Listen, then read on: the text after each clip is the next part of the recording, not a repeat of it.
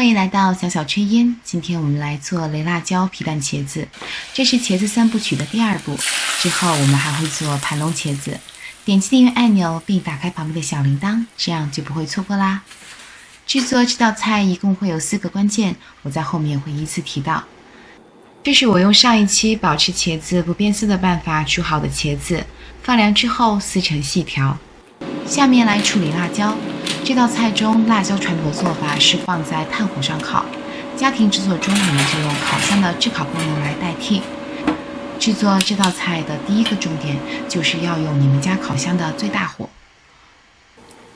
辣椒的这一面表皮已经焦黄了，翻一面继续炙烤。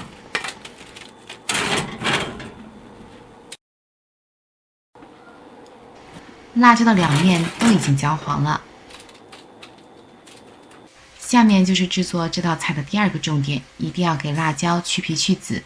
辣椒皮和辣椒籽会严重影响其他食材细腻绵密的口感。接下来剥一个皮蛋，这里是制作这道菜的第3个重点，就是要将皮蛋先切成大块，这样一会儿擂的时候就会容易很多。在石臼中放入3瓣大蒜和切好的皮蛋一起擂。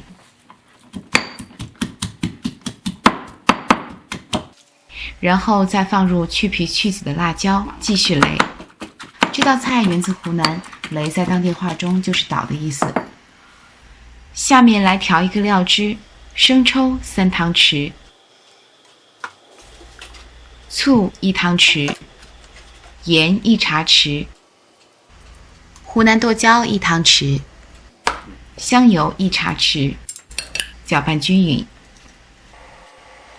为了方便展示，我先在盘子里面操作，将切条沿着盘边摆成一圈，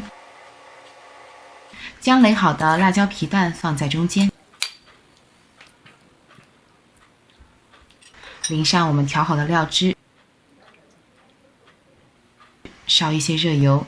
这里有制作这道菜的最后一个重点，在烧热油的时候放一些豆豉在里面，这也是这道菜的灵魂所在。将热油淋在食材上面，撒上香菜，一道细腻绵密、入口即化的湖南特色小菜雷辣椒皮蛋茄子就做好了。当然，你也可以将这道菜放在石臼中，那就更有农家菜的样子了。如果今天的视频对你有帮助，就帮我点个赞吧。感谢大家收看，我们下期再见。